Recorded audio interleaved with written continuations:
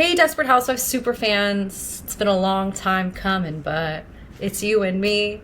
That's my whole world. Sorry if our sound is weird. Technology sucks. Anyway, I'm Christy Gomez. I'm Summer Moran. And this is We Know What You Did. It makes us sick. We're going to tell.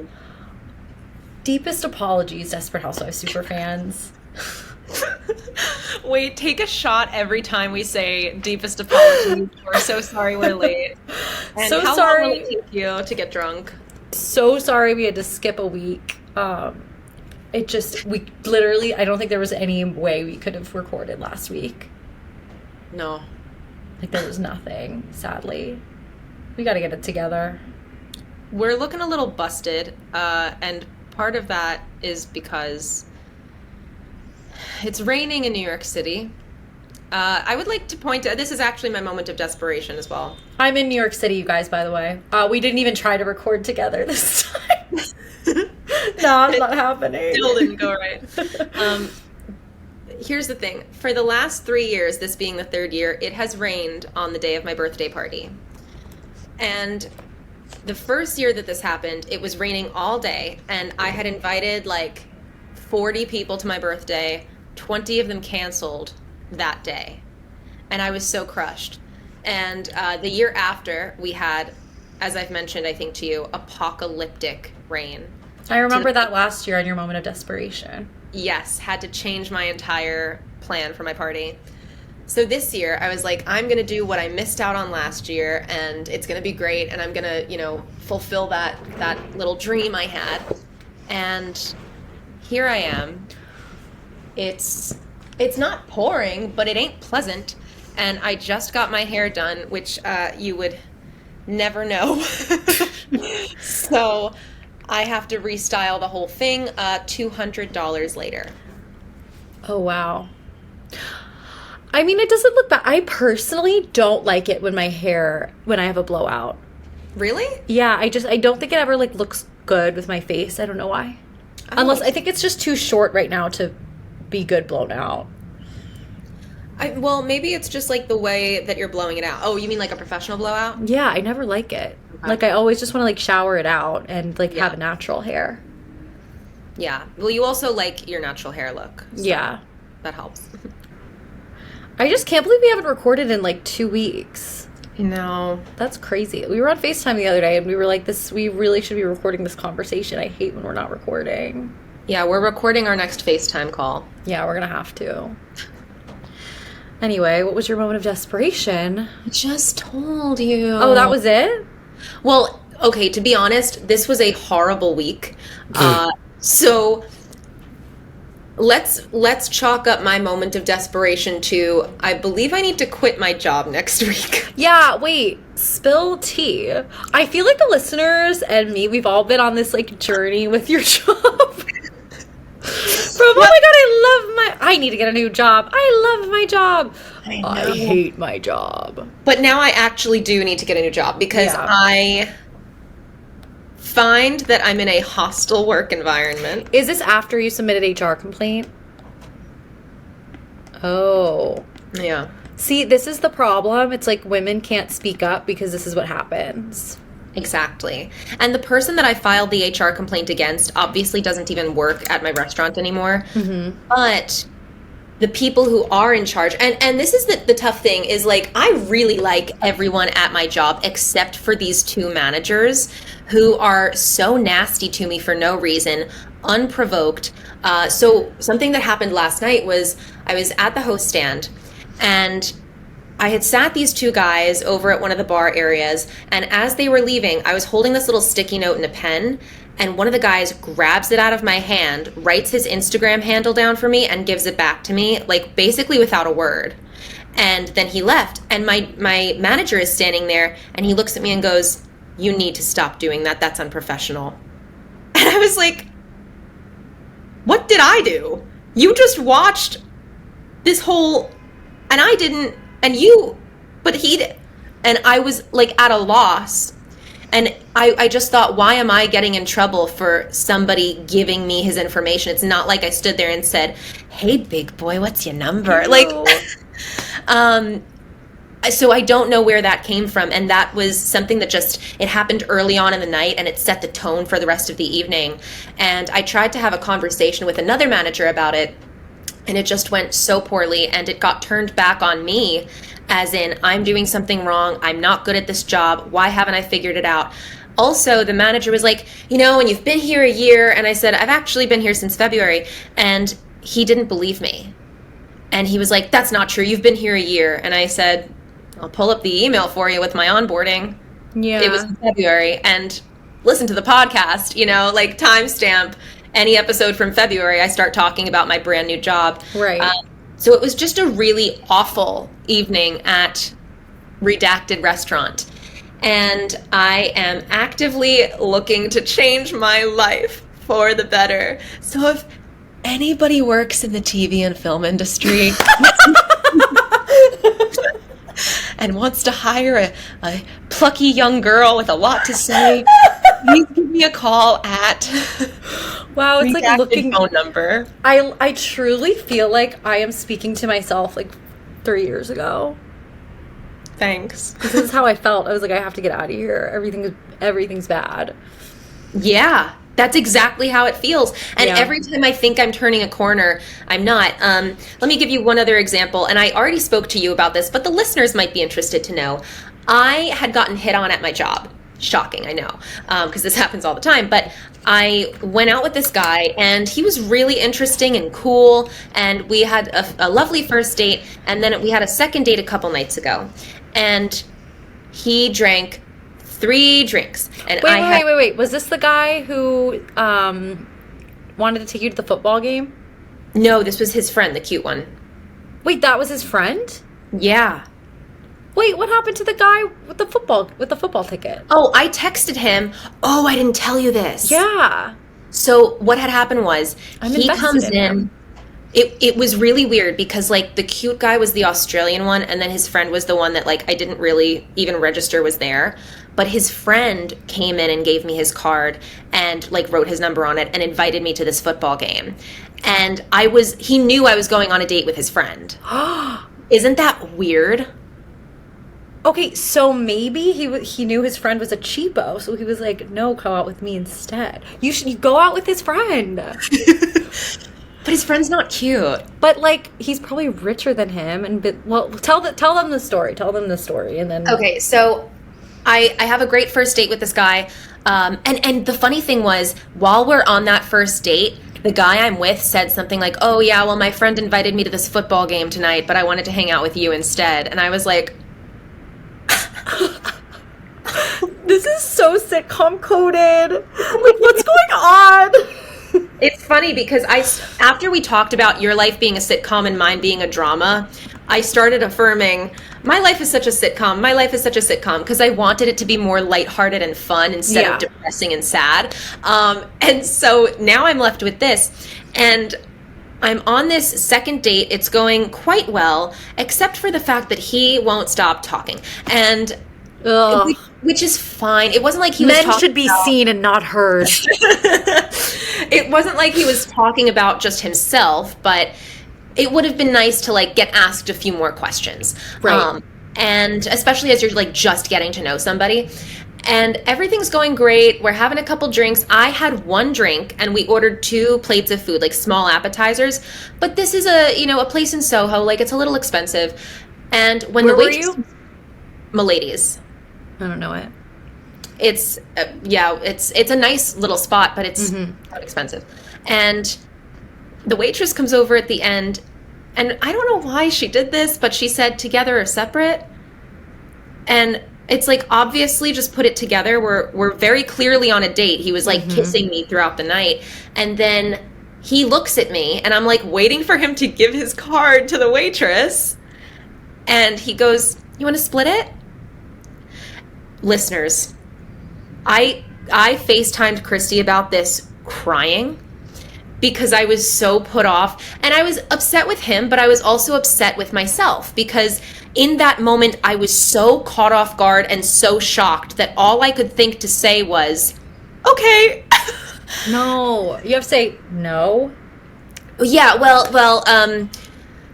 he really effed up because he walked me home and had the audacity to look me in the eyes and ask, "Are you going to invite me up?" That's also insane. That's an insane thing to do. Yeah. After I just paid $80 for one drink and half of 2 plates of food. But even in general, the respectful thing to do is, like, let the girl lead. Like, you can't... Yeah. Because for the guy to be like, "Are you going to invite me upstairs?" It's like, no, wait for her to say something. Exactly. Ew, exactly. I hate him. And after he said that, and I said, no, just like that, he said, "You're not going to invite me upstairs just to cuddle?" And I said, "No. Good night."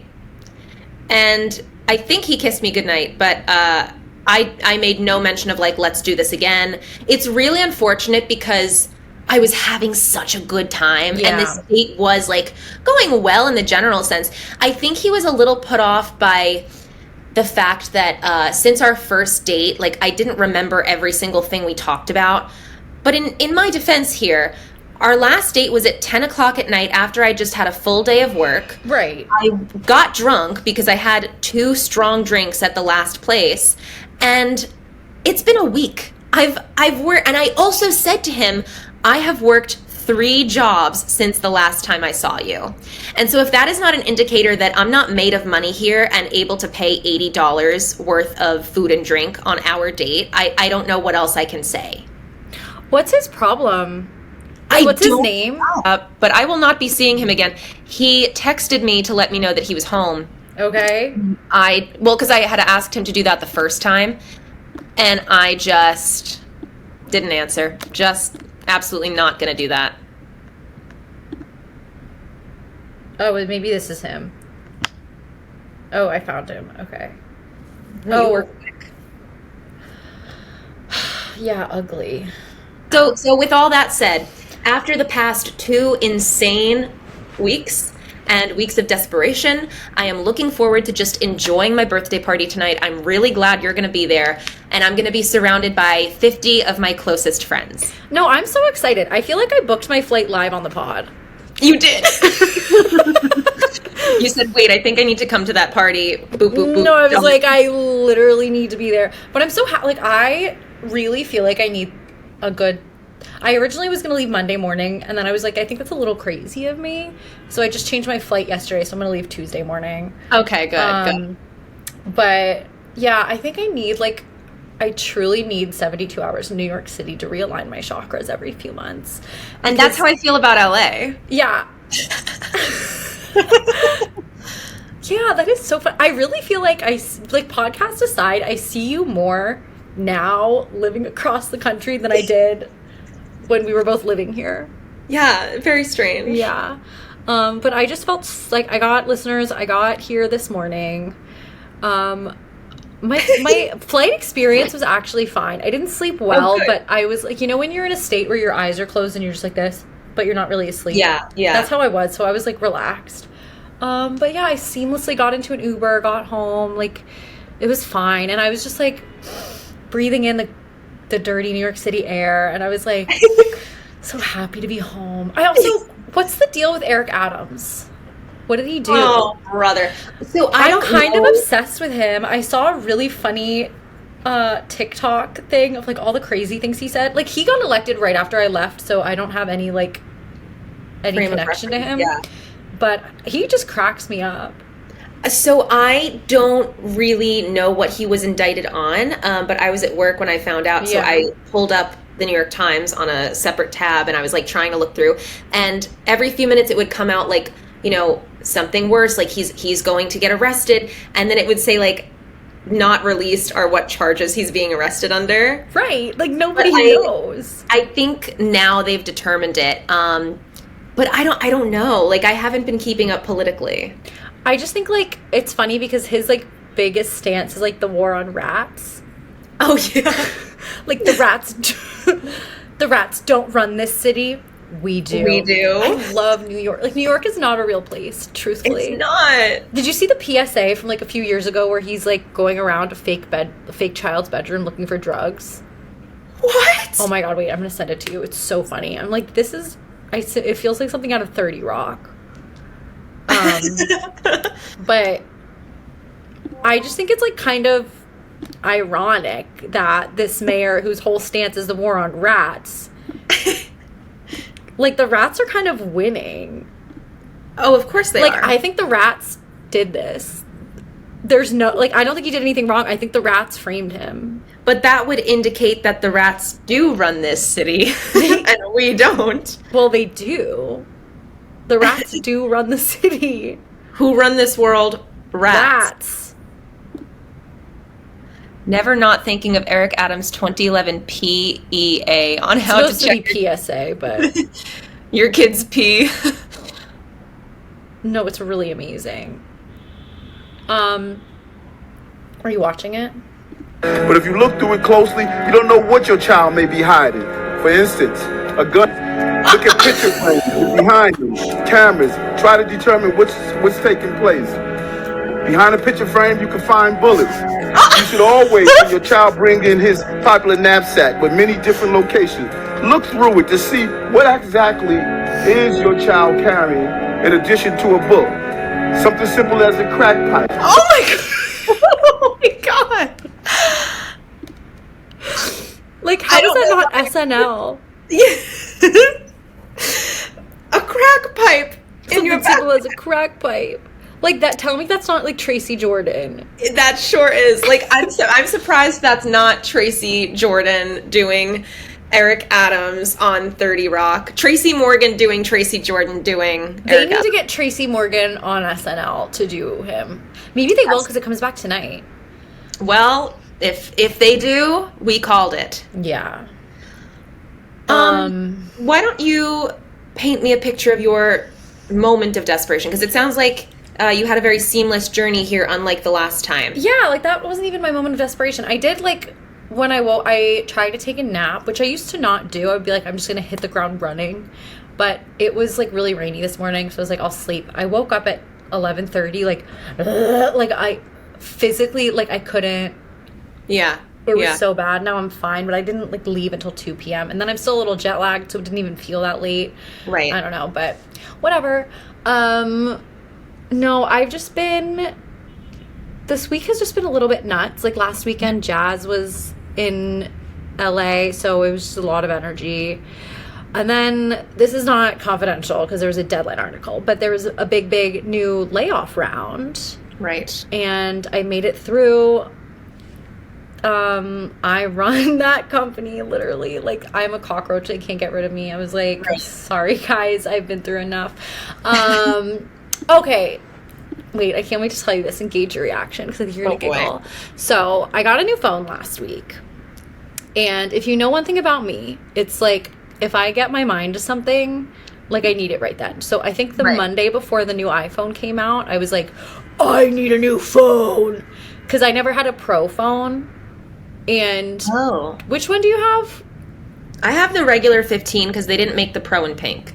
Yeah, okay. So they had a really nice Barbie pink 16. But I was like, I had the 13 and I was like, if I'm going to upgrade, these phones are literally not different. Like, I'd rather just get the one with the better camera or there's no point in upgrading to me. So I went to go get a new phone. I literally shot out of bed Friday. The day it came out, I was like, I'm getting my new iPhone. So I sat in AT&T for like an hour waiting because I'm stupid and didn't just pre-order it. So then he tells me, so on the website, it's like, you can get $1,000 discount trade-in. You don't have to pay a dime. And I was like, great. That's what I did. Did you get the full trade-in? Yeah. Are you kidding me? I didn't put out a dime for that phone. My phone right here. Are you serious? Because Kevin at AT&T, he goes like this. I can't give you the full trade-in because you have a little scratch right there. So that's going to knock you down. And I was like, are you kidding me? Yeah. I was like, okay, whatever. You really got the full value trade-in? I thought I sure did. Oh my god. Yeah, I no, thought it was a great. scam. But yeah, with my discount and everything, it ended up being like the same amount we were already paying. And full transparency, I'm still on my family plan. Yeah, me too. So like my phone bill is between my mom and God. Like, I don't know, once I paid the taxes. Yeah, I was like, I paid the taxes on the phone. I still had a couple months left on my other one, actually. So like I paid that off. But like, other than that, this is a free phone to me. Like, I don't know. So sorry. So I was like, I don't care what the discount is. Like, it's literally free. Yes. But I have gotten to the age where I feel like technology is beginning to be too much.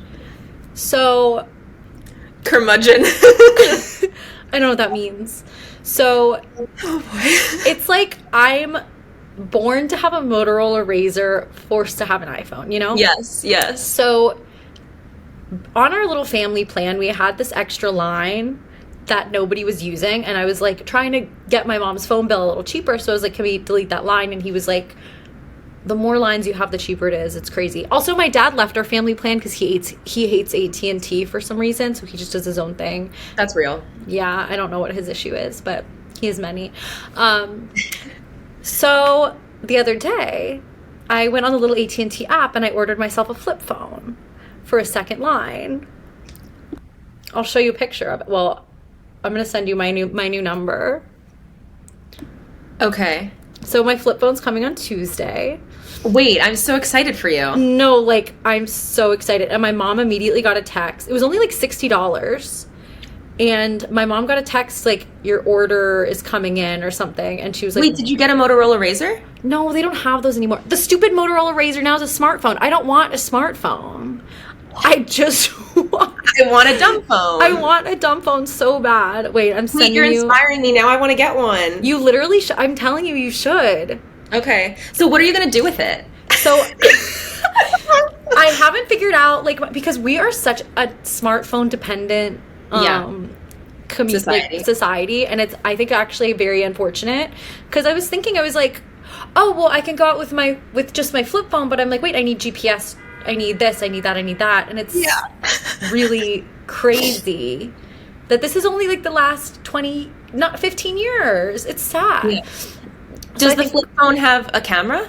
Yeah, of course. Okay. So but I think it's like a grainy little camera, right? Yeah, amazing. Yeah. So I think what I'm going to do, like, if I was living here still, I would truly just leave my phone at home, because I don't need GPS to go places. Right. I think here you can get around better with a flip phone. But I think when I go out, I think I'm just going to bring my little flip phone. I think maybe I'll like use my phone for like GPS when I'm driving, and then like keep it in my car or something. Yeah. Or I was thinking, like, with my Apple Watch, that's connected to my service, so maybe I'll have that for like music and things like that, and then call me, beat me if you want to reach me. Yep. Like, I'm so excited. I hate social media. I just want my screen time to be down. Yes. So catch me flipping open my phone. I think you just started a movement. I think we need to. You remember in 30 Rock when Liz's boyfriend Dennis said technology is cyclical, and she was like, "No, it's not." I think he may have been onto something, because bring back the flip phone. No, like, I'm really getting to that point. I feel like technology was at its best in the Desperate Housewives era, when we could easily call our friends, we could do this, but we weren't like this glued all to the it. time. Yeah, it's sad. But then I think the convenience of, like, okay, before I would have a tiny little phone, a digital camera, and an iPod all in my bag. And now, like, you do have it all in one, which is good. But I was just thinking back, my first phone I ever had, it just like had a slide up keyboard. Yes. And then I had a flip phone with a full keyboard, which was amazing. Did you have the Sidekick? Oh, no, I wanted a Sidekick so bad. Me too. But there was no T-Mobile in Vermont, so I couldn't get one.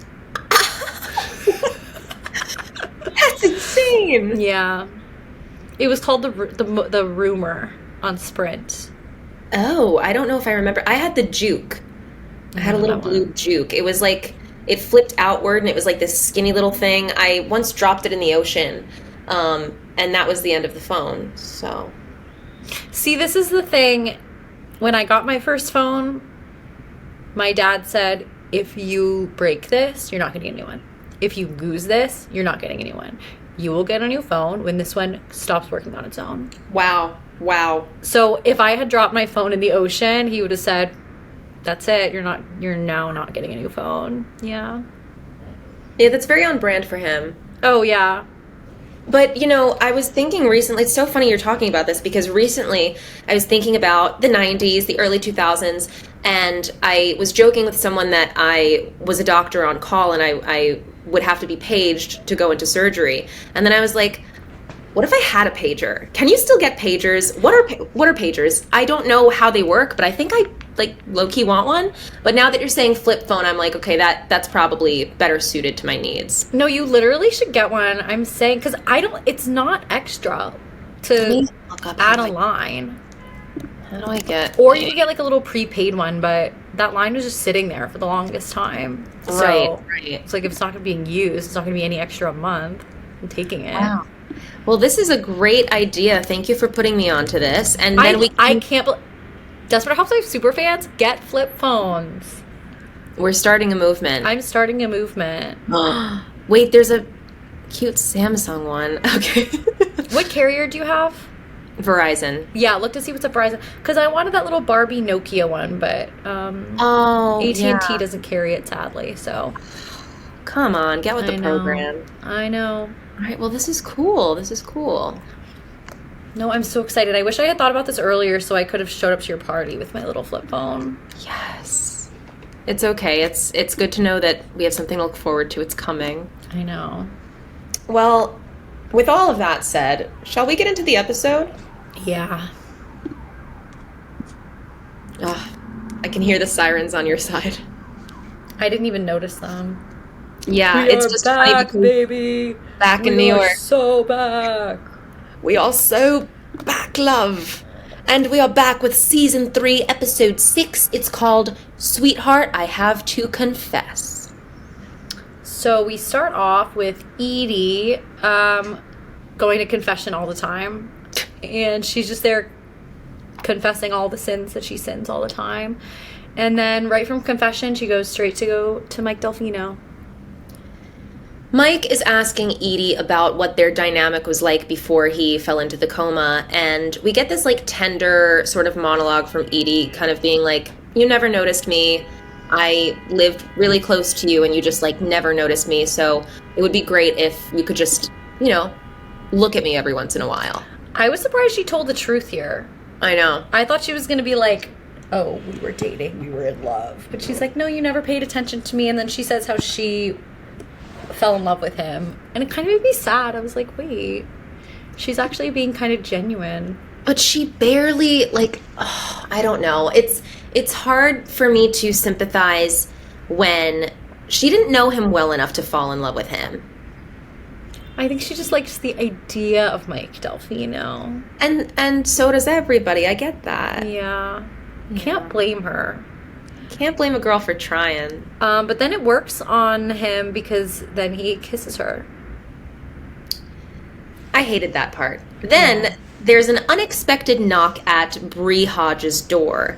And it's Carolyn Bigsby there with her husband Harvey. Harvey brought her over to apologize for any distress that she caused to Bree and Orson.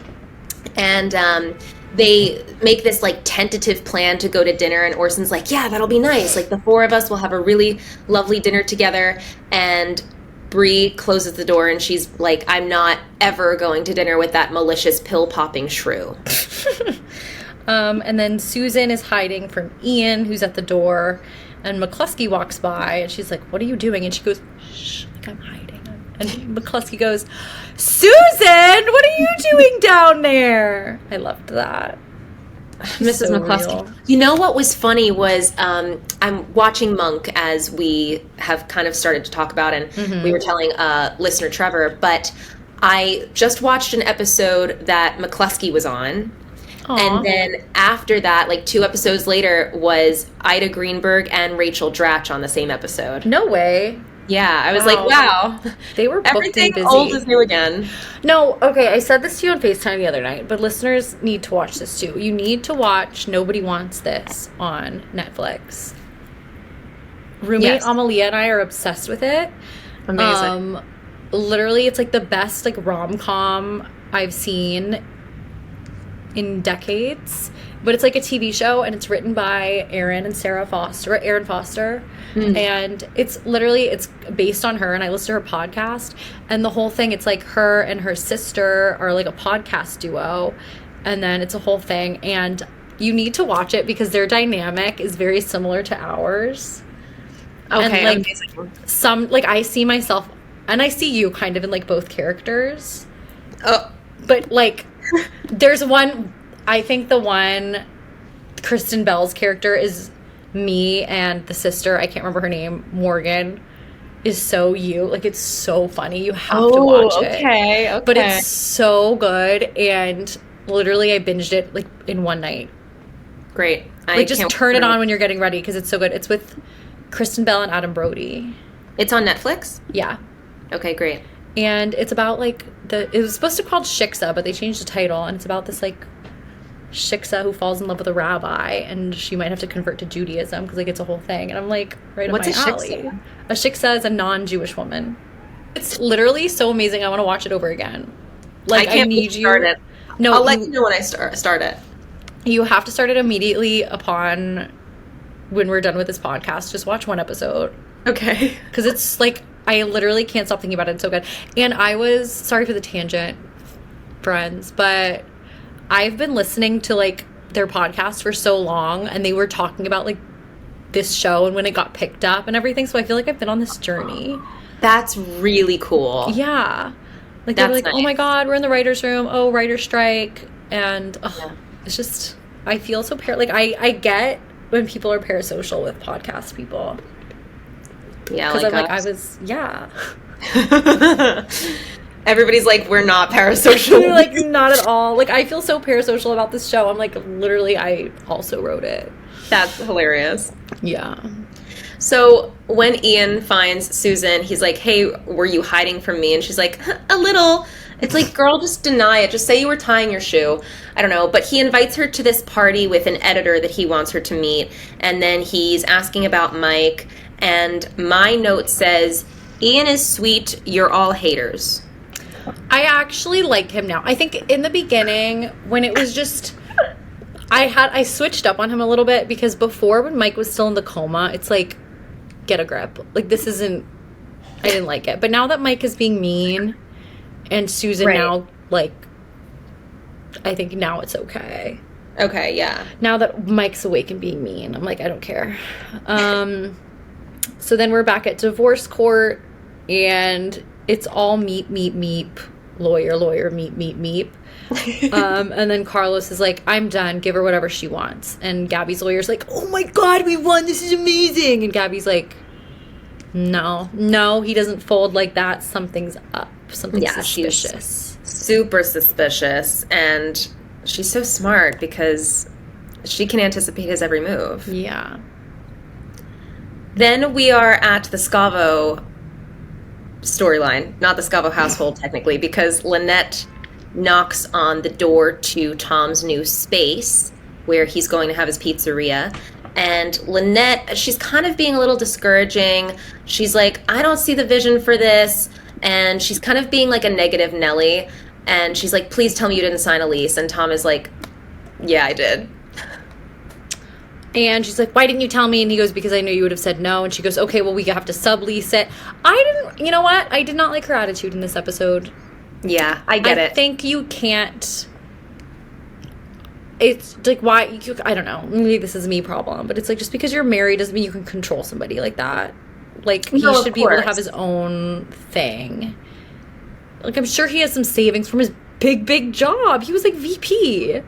Yes. Like, you know what? They like to manifest like being poor, because Lynette is always like, we can't afford this, we can't afford that. Girl, Well, they do have a lot of kids. Like, even though she's SVP with that many children. Yeah.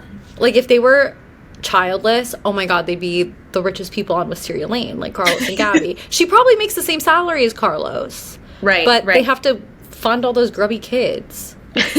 Grubby kid. And now they have a 5th grubby kid. Yeah. Effectively. Grubbiest of all. Then Bree gets snubbed at the country club. And she's with her friend Brooke. And Brooke tells her it's because Carolyn Bigsby is telling everybody about Orson. And, okay, Carolyn Bigsby is so mean with the Heidi situation. Oh my God. I was like, I'm no better than her. And basically telling everybody not to be friends with Bree. Which is really sad. But then Bree takes it upon herself to immediately go and make the dinner reservation for her and Orson and then Carolyn and Harvey so that everybody will see them out together. But my thing, it's like, I feel like, why are you attacking Bree in this situation? When you think Orson is the dangerous one, why aren't you going off and being like, oh, we should protect Bree, save Bree? Because she thinks Bree is like a hater. Yeah.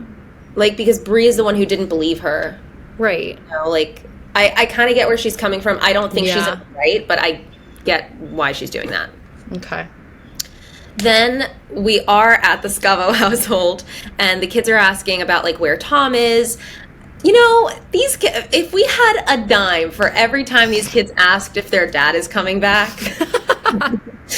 Oh, because we did forget to mention Tom said he was sleeping in the icky restaurant instead of coming home. Which is gross. And Lynette says that he's being petulant, and the kids don't know what that means. But then we sort of pan to another room in the house where Kayla is on the phone with Nora, and Kayla's like, oh yeah, Lynette and Dad are fighting again. And Nora's like, it's so good that you're telling me this, sweetheart. She's so freaky. Also, their dog is present. I love when they just, like, drop the dog and they're like, oh yeah, we still have the dog. I keep forgetting about that. Me too. So then we get back to the Solis residence, and Gabby notices Carlos lock his desk, and she steals the key and finds a contract in there and immediately faxes it to her lawyer.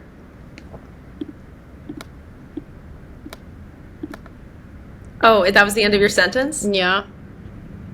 Okay. It sounded like it wasn't. Well, do you have anything else to say about it? No, but you said it like, and immediately faxes it to her lawyer. And just, I guess the way my sound cut off, it sounded like you weren't finished with the word. Oh, no. But the fax, which I wrote is funny because it dates the show, says that he's taking on a new job that is going to pay him $2.2 million in salary. What job pays $2.2 million? Because, like, how do you just... Amazon? Like, I don't think those jobs are real, because now that in California and New York you have to see salary when you on a job application, thank God. Right. I'll look at, like, exec salaries for studios, and they're like 300 to 500,000, which I would think they'd be a lot more. I'm like, I need more money than that. That number is, like, so inconceivable to me. I want to make tens of millions of dollars, so I was like, that's not high enough. Well, I think in my brain, like, it's all relative, right? So growing up, we didn't have, like, a lot of money, but I remember during COVID when we were getting all that free money and I suddenly had, like, $5,000 in my bank account. Yeah, you were the rich friend for a while. Yeah, I was like, party at Summers, because not actual party, guys, wasn't super spreading, but like, it's all relative, because to me that is so much money. Yeah. And I can grasp the concept of, like, $10,000, but like, all those other big numbers are truly so imaginary to me, just because it's like I can't conceptualize that amount for anybody. I think my thing is, the housing market is so expensive that I'm like, okay, a top exec is making $300,000, but a house, like a normal sized house in a nice area near Disney, is like $2 million. So how does that... Whoa. That's why it doesn't seem high to me, because I'm like, can somebody with this salary afford to buy a house in Los Angeles, or are they renting an apartment? Right. That's a great point. Wow. Yeah, I think that's why I'm like a little thrown off by that, because I'm like, film execs 50 years ago had like the biggest mansions in Beverly Hills, and now I simply think they're still living in apartments. Yeah, they're all living at the Ava Burbank. Probably. No, like a lot of people in my apartment complex make so much money. They just live there. Yeah. I'm like, guys, that's crazy. Well, what else is crazy is that Susan goes into the hospital and we hear a nurse say that Mike didn't want to be disturbed today. And the reason is because Susan walks in on Edie and Mike getting a little hot and heavy in the hospital bed. I think that's really weird. It is. Like, that man barely, low-key, is she, like, assaulting him? Because he barely knows where he is. He barely knows who he is. Right. He's so, James Denton's playing this so well, where it's, like, it doesn't feel like it's the Mike Delfino we know. Like, he's so, like, there just feels like there's a veil of over him. Yeah. I don't know. It just feels so icky to me. Like, that's a sick man. Exactly. Completely agree. Edie Britt assaulted. Edie Britt did assault, and then Susan, predatory divorcee. Right. And Susan is so upset, devastated, obviously. She goes home. She sees Lynette drinking outside on her porch. And at first she's like, oh, I'm just going to go inside. I'm not going to join you. And then a moment later, she's like, you know what? Yes, I am. My favorite line that came out of Susan's mouth this episode was that she talked about wanting to kill Edie, like murder her. And she goes, I wish Paul Young was still around. He'd know what to do. No, that was amazing. I didn't put that in my notes, but I figured one of us was going to bring that up. Yeah, and then Gabby runs by and she joins as well. And I loved that. I love it when they have like those little scenes with them getting together. Yes. And then we're back at the hospital where the cops come in and they start questioning Mike about Monique. And the phone number written on her hand, but he is like, I don't know who this person is. Once again, they really learned from season 2's mistakes by actually tying this mystery into the storyline. Yup. And then Nora goes to see Tom at the restaurant in like a bodycon dress. And she does tell him that he has an aura of success, which was literally a straight up lie. Yeah. I was like, okay. And That's then just not true. She kisses him and he immediately pulls back and he just goes, I love my wife. It's the best we've seen Tom all season, but like all the show. Yeah. And she's like, okay, I really loved how this was resolved because they both had to like see their differences. And they actually, like, came to what's it called? Resolution. No. Brain not working. Describe the word. Like, compromise. Is that the word you're thinking of? Yes, that's the word I'm thinking of. I could have told you that. But she's like, she thinks you're stupid and blah, blah, blah. And he goes, no, she's looking out for me. She doesn't want me to fail. And then he goes, I need to go home to my wife. And she goes, you led me on. I hate her. She's the worst. But that said, the actress, Kirsten Warren, I think, if you are amenable to being on the podcast, we'd love to have you. We just think your character's awful. Thank you. Hate the character. Love her. Love the actress. Lynette, Gabby, and Susan are getting drunk together on the porch, and then they're just kind of like... You know how in acting class they say playing drunk is really difficult? Yeah. This really showed through. Because, listen, Felicity Huffman, Terry Hatcher, and Eva Longoria are incredible actresses. Emmy-winning, Oscar-nominated. This was some of the worst acting I've ever seen in my entire life. Really? It was so bad.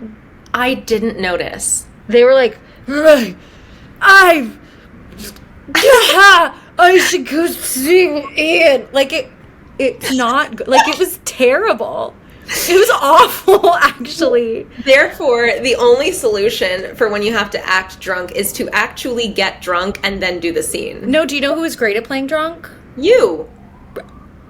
Bree, I was going to say Marsha Cross. Oh. Yeah, her too. No, hers was like more subtle. Yeah. And this was like they're bumbling around. It was funny, but I was like, right. This is not good acting. But let's consider that might have been the direction given as well. I guess. Who directed that? 'Cause that was a bad move. Because it was really bad. It was just insane. And while they are doing their bad drunk act, a cabbie pulls up looking for Ida Greenberg, and Susan just impulsively says, "I'm Ida Greenberg," and she jumps in the cab, and then we see poor Ida standing alone waiting for her cab. It made me really sad. That made me sad too. It's like, why are you going to steal an old, like, Susan, you're kind of a menace. Like, why? She had a place to go. Yeah, it actually breaks my heart, because also, like, this is now the nighttime. It's probably like 8:30, 9 o'clock even. Like, where do you think Ida Greenberg has to go that late at night? And now it's going to be hard for her to get another cab. I just really feel for her. I know. I did not like it. And then Susan shows up to the party. She didn't realize the party was going on. She thought she was just showing up to Ian's house, and she's blasted. It was a little bit her drunk was better when other people were supposed to be sober. But the three of them playing it off together, I was like, come on. You guys are professional actors. And while this is all happening and Susan's sloshed at Ian's party, Bree and Orson are having dinner with Carolyn and Harvey Bigsby. Bree's plan worked because other people see her around and they kind of come up to her and they're like, "Oh, Bree, it's great to see you." And they're like being normal with her again. That's so crazy. Yeah. Like, if some crazy lady told me not to be friends with somebody, I'd be like, get a grip. Like, why is everybody why is Carolyn Bigsby Queen Bee? That's a great question. Like, what is it about Carolyn Bigsby that makes people fall in line? The power of Laurie Metcalf? Yeah, like, I can't figure it out because she's not the most glamorous housewife. I would think they'd be following Bree Vandekamp a little bit more than Carolyn Bigsby. And I get the sense that they probably were at some point, but I don't know, people will talk. I guess, but I was like, okay. I'm giving Smurf right now. How are you giving Smurf? I don't know, I feel like I look like a Smurf. You don't have blue skin, freak.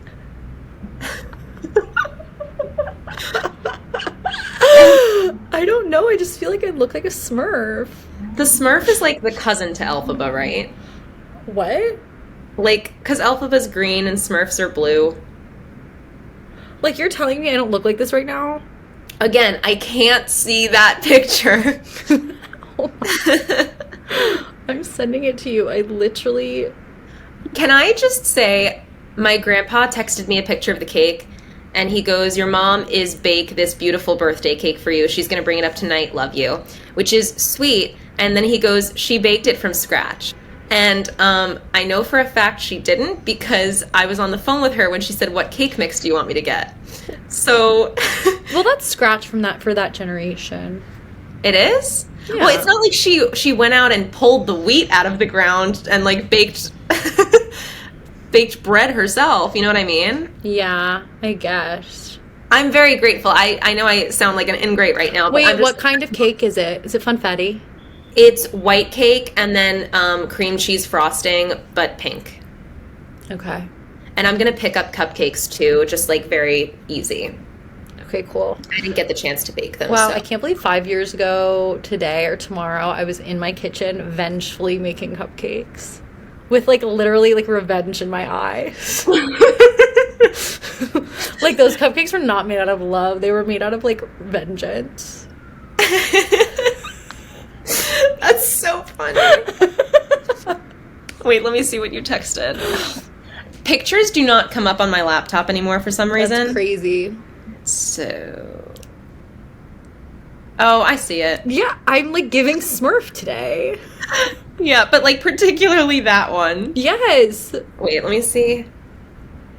Yeah. So then Bree and Carolyn go to the bathroom, and Carolyn pulls out a picture of Alma with like a black eye, beat up, busted, and Bree is horrified, obviously. And Carolyn says that this is the police report that was filed after Orson hit Alma. Okay, why did we just suddenly all of a sudden get into domestic abuse lore? I feel like this was not...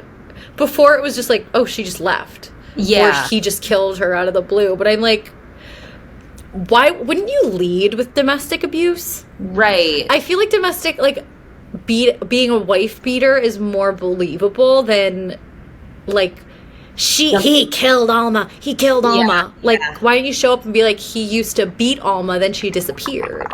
Right. Maybe people would believe you more. Carolyn started with that. One. Yeah. But, like, Bree loves to believe men, so... She does.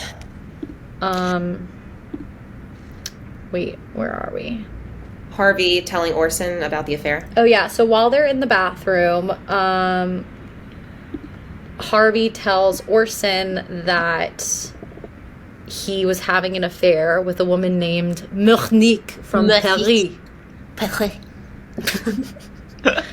And you see the look on Orson's face. He, like... Because we saw him at the morgue going, au revoir, Monique. Yeah, and, like, the coldest look in his eyes. And we see a picture of Monique, and it's just apparent that Orson has a thing for redheads. Oh, yeah. And then we meet his mom eventually, who was also a redhead, wasn't she? I thought she had gray hair.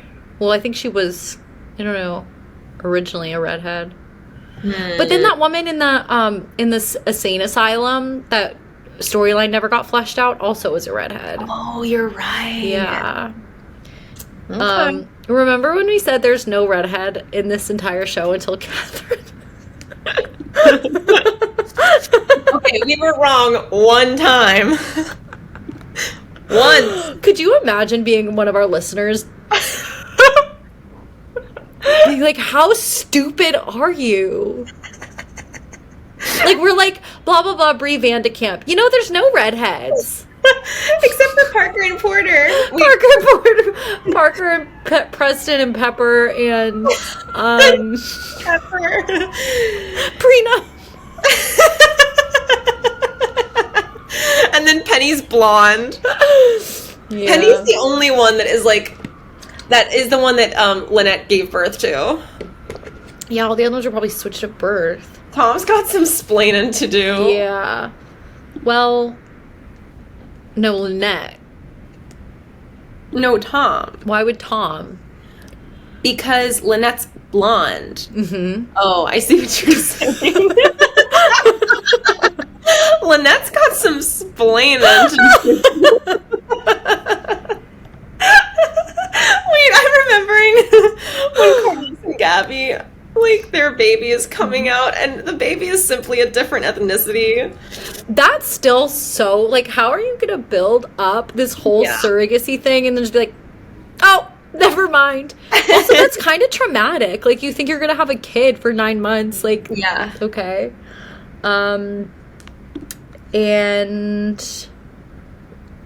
so then Tom comes home and they make up, and again, this is really nice because she's like, I'm so sorry, I want to support you, I should have been more supportive. And he goes, oh, I'm so sorry, like, I know you just love me and you want me to succeed. I was like, this is very nice. I liked this. Then Lynette bursts into Nora's house. Yeah, because Tom tells her the truth. Yeah. What Nora did. And I loved Lynette for this. No, she was crazy. She literally burst down the door and vengeance in her eyes. She has vengeance. Lynette going in to talk to Nora, that was me making Summer's cupcakes in 2019. Like, she just looks, she's crazy eyes. She literally looks like she's about to kill Nora. And then Kayla comes in and she just goes, go back inside, Kayla. Go to your room. Nothing to see here, Kayla. Guys, if you are listening to this and you're not watching the video on YouTube, please, we will timestamp where you can find it on YouTube. I need you to see Christy's crazy eyes. I'll pull it for social. Perfect. Nothing to see here, Kayla. Go back to your room. Put on your little headphones. All the way up. Oh, God. And then Kayla doesn't leave, and then she goes, I'm just gonna give your... I can't do it now. I'm just gonna give your mom a hug. And then she hugs her and says, don't you ever talk to Tom ever again. I better never see you around, because what I just did to that door, I'm gonna do to your spine. And then she turns to Kayla and goes, and I'll see you on Saturday, you sly dog. You sly dog. You sly dog. I see you on Saturday, sly dog. We're going to the movie, sly dog. But sly dog, your mother cannot come. Oh, sly dog. Killed me.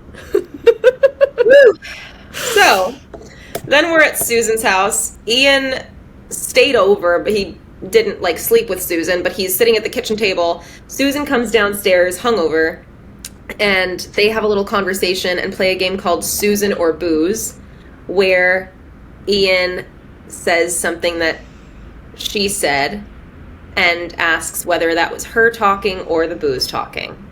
I loved that. I thought it was really cute. It was very rom-com-y. Yeah. You said you still wanted to be with me, Susan or Booze. But then I didn't like when he was like, you said you wanted to dress me up like a schoolboy and smack me around, Susan or Booze. Yeah, I didn't like that. Only because comfy. Wait, because during the scene where the girls were getting drunk, Gabby said something like, I have to tell you guys something, and Susan goes, not again. What grade is he in? No, that was so funny. They really made good references in that drunk scene. Yeah. Then we go to the detective who gets a call anonymously, but it's obviously Orson, and Orson gives all the details about Harvey's affair that he knows with Monique, and he just randomly hangs up, and then you see like Orson leaving the payphone and getting into his car. When he turned around, he looked so much like my dad that I was jarred. I can see that. Yeah, he has like the same hair as my dad. But my thing is, what? I'm just realizing something I don't want to realize. What? Well, you know how I'm like an Orson apologist? Yeah. Okay. He reminds me of my dad. I guess I can see that a little bit. Not so much his personality, but like the back of his head. I was like, is that my father? That's my dad. I'm all alone. It's so hard to be here on my own. So, okay, but the thing about with Orson and the phone call is like, Harvey just told you about this, yesterday? And he said you're the only person I've told. And then all of a sudden he gets an anonymous phone call. Like, be a little slicker than that. Maybe wait a couple months. Like, come on. A couple months? Well, I don't know. Like, he could have said, like, I overheard this. Yeah. We were at a restaurant. Yeah. Orson's... He and Paul Young don't know how to really cover up a crime that well. Like, they just keep doing things to make themselves more suspicious. Right. Like, he only takes notes out of Paul Young's book. Yeah, like, I think when Paul Young left, I think he left behind... Like, you know how Barney Stinson has the playbook? Yeah, yeah. I think Paul Young has, like, a playbook about how to cover up a murder, but, like, it's all, like, not good advice. The Paul Young Playbook. Wow. That's the title of the episode. Yeah, it is. And all the listeners are going to be like, Paul Young's literally not in this episode. Like, there's one thing about us, we will always find a way to bring it back to our boy. Well, Susan brought it back to Paul Young, because Paul Young is the one that got away. So she thinks about him all the time. So then Gabby goes to seduce Carlos because she told her lawyer she was like, okay, so if I postpone the divorce, I get the $2 million. Right. And he was like, how are you going to do it? She goes, oh, don't worry. I respect this so much because on one hand, you know me, I'm like, it's Carlos's money. He can do whatever he wants, blah, blah, blah. But she's putting in the work. Right. Like, she is. She is. So I'm like, get it, I sister. respect that. What's that song? It's, I don't need anything from a man. Actually, give me some money. I don't need money from a man. I got my own, but I want money from a man. I felt like that was your theme. I know you called it Edie Britt's theme song. But I was like, oh, they're two sides of the same coin. No, it is me too. I just needed to project it onto somebody. Yeah. And then, yeah, so Gabby seduces Carlos, and then the detective goes to speak to Harvey as Carolyn is watching from the window. But then we go right back to Gabby and Carlos, and Gabby is talking about how she wants to stay together, no divorce, and Carlos starts chuckling because he's like, I mailed those documents to myself, I was testing you, and you only want my money, blah, blah, blah. And then she pushes him out the window. This was an amazing scene. Yes. Everything about this was so good. Him saying, I wanted to hurt you like you hurt me, so I dangled some money in front of you to take it away. And then the shot of him like laying in the bushes was so like, yeah, it was just so crazy. Like, it looks like he's dead. She calls the police, and he's just like there with glass all over him, and then he disappears, and then he reappears just in the doorway like and he's like, it's on. No, that was so amazing. I loved it. Like, they just have really good hijinks. Yes. Like, they're the hijinks couple this season, where I they're do doing love the hijink. Yeah, like they're doing really terrible things to each other, but it's kind of equally toxic, so it cancels out. Right, for sure. So it's fine. And then we end with Edie showing up to the hospital in lingerie. Again, this kind of gave me the ick. Like, you're in a hospital. This man can't move, he can't get out of bed. But you know what he can do? He can get a flashback to Monique, and he realizes that he knew her. Yeah. And then that's our episode. All right, I gotta go get ready for my birthday party because it's gonna take about 3 hours to get my hair to look like Sabrina Carpenter's wig. So, see you later. Okay, guys, thank you for putting up with us and listening. And until next time, this has been We Know What You Did. It makes us sick. We're going to tell. And y'all come back now. You hear?